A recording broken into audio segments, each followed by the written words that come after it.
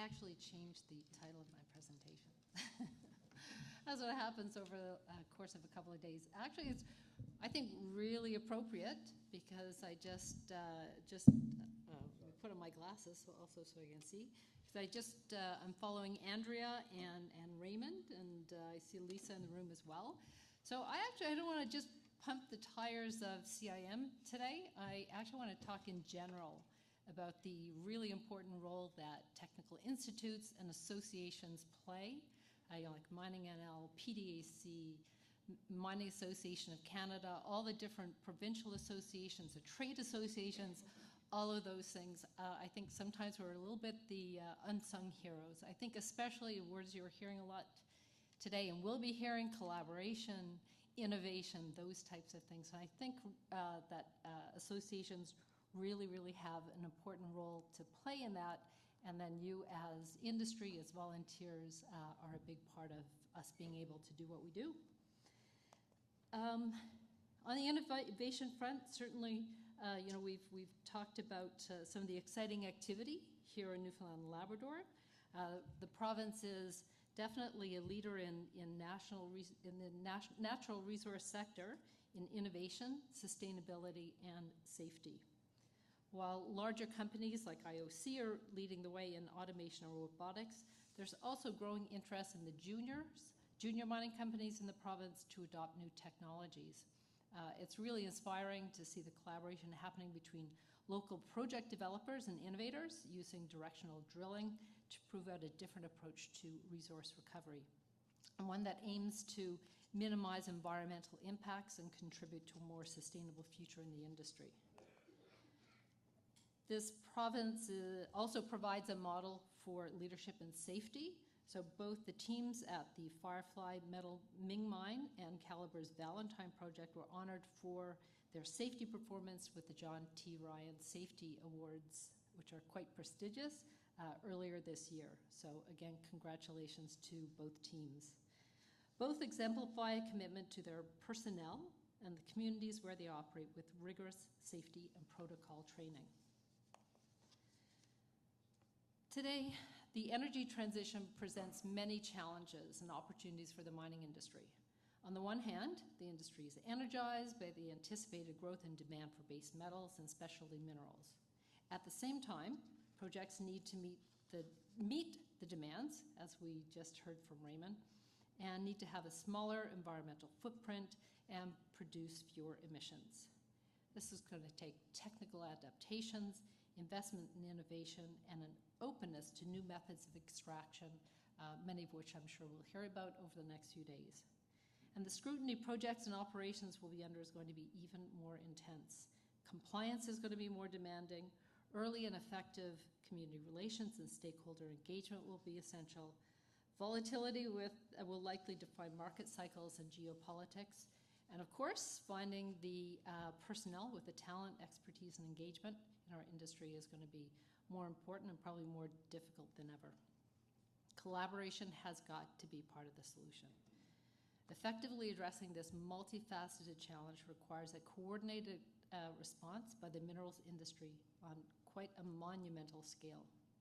Operators, suppliers, governments, communities, regulators, and industry associations, all of the stakeholders will need to work together.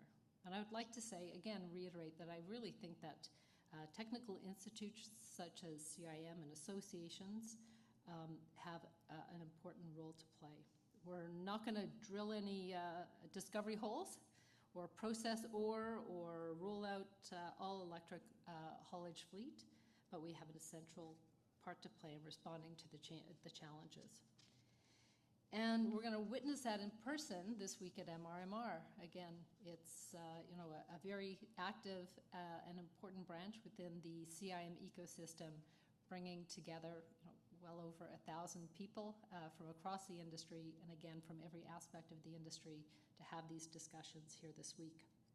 And if anyone understands the value of collaboration, it definitely is the branch of Newfoundland and Labrador, epitomized by this event representing a very long-standing collaboration between the branch and the government of Newfoundland and Labrador, bringing together all of these stakeholders. Technical institutes and associations, and why kind of make a little bit of a differentiation. CIM, as a technical institute, we're not an advocacy group, so we leave that to MAC and PDAC and the provincial associations to march up on whichever hill, Parliament Hill, and various. So that is their role. We support from a technical perspective, but we do have a bit of a different mandate. Both offers a strong foundation that supports the continuous development of skilled, engaged, and innovative professionals in the mineral sector. Peer support, opportunities for engagement, collaboration, professional development, access to mentors. I was just speaking to somebody over lunch today, actually, who was talking about a mentor that they recently engaged with through our mentorship program. And it was quite nice to see firsthand that in action. A sense of fulfillment and purpose, and of course, lifelong friendships. Every organization has important roles to play, some advocating on behalf of mining companies on policy, some for creating a space for project developers to connect with investors, others to focus the efforts of our mining supply and service sector, and in CIM's case, for creating local, national, and international venues and vehicles for the development and sharing of knowledge, leading practices, and expertise. The work of such associations is complementary. Each has a vital and pretty unique task, and each connects and strengthens networks of professionals in important ways. For those new to CIM, I won't go into it a lot, but we're Canada's leading technical society dedicated to advancing a more sustainable future for the minerals, materials, and energy sectors. For over 125 years, we've helped develop and share expertise while providing practitioners with networking, knowledge sharing, and professional and business development opportunities. CIM is the only national body that represents the full mineral cycle. We're a grassroots organization bringing together individuals and groups from all disciplines, from different areas of the industry, and from all levels of the organization. As you know, technical professionals need to be engaged, capable, connected, collaborative to achieve the safety, productivity, and growth that we need. And I'd like to maybe drill down in one particular area where I think the CIM community has made a particularly meaningful impact. Most of you here, unless I'm dating myself, will be familiar with the Bre-X scandal from the late 1990s. It was a massive fraud that cost a lot of investors a lot of money and really rattled the confidence in the mining sector. The project was a dud, and if the site Rotten Tomatoes is to be trusted, the movie was too.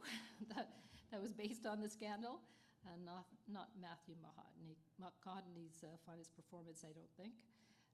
Prior to Bre-X, the public rules for disclosure were very nebulous, to say the least.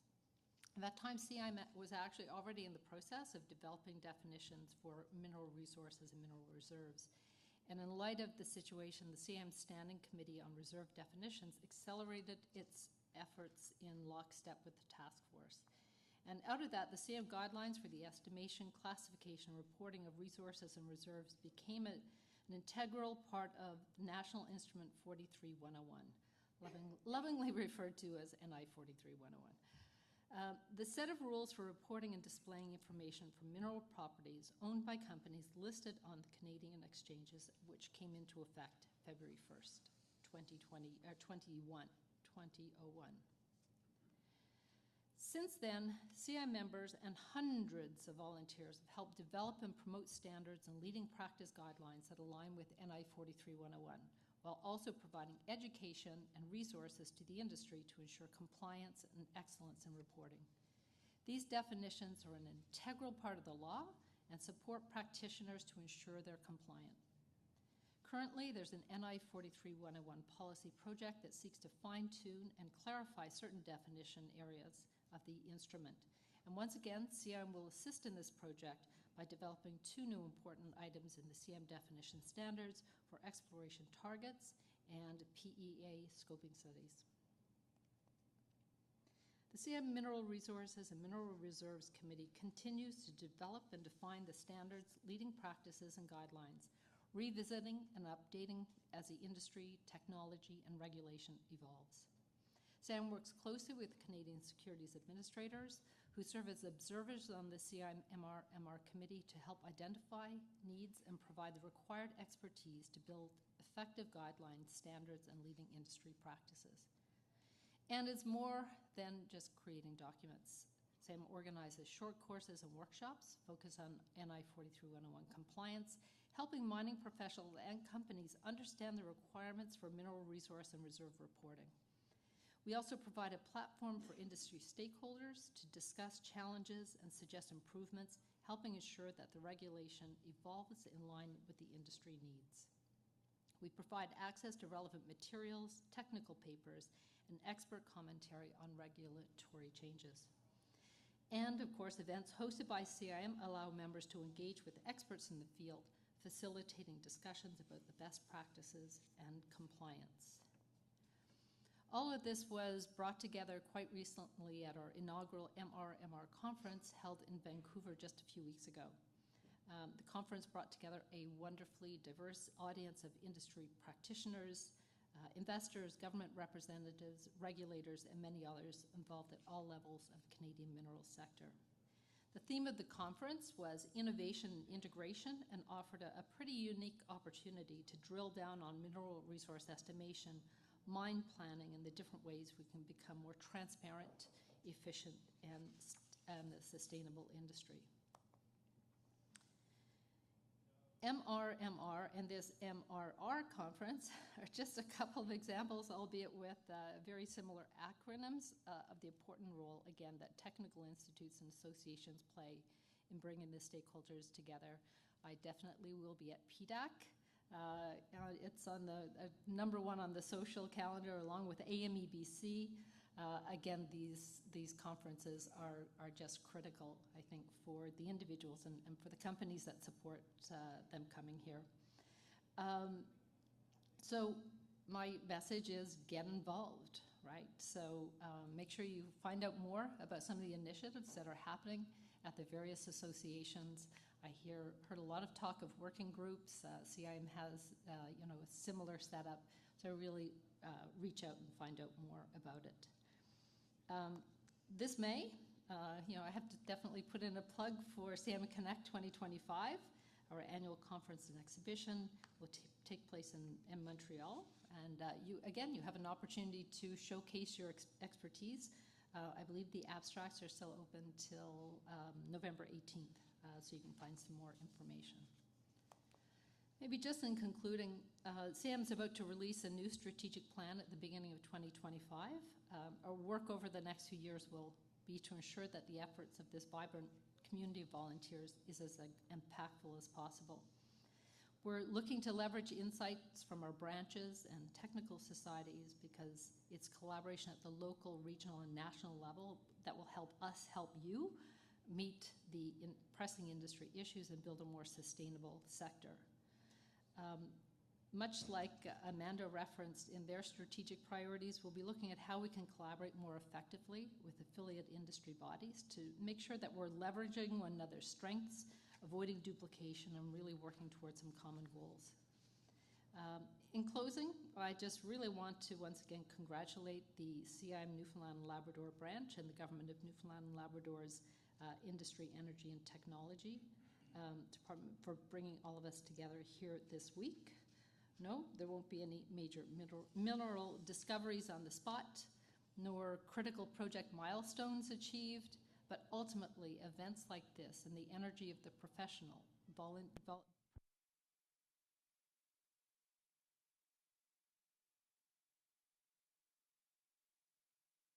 of the hook. Ultimately, events like this and the energy of professionals volunteering their time and sharing their expertise and insights makes this industry better prepared when those critical moments arrive. Thanks so much.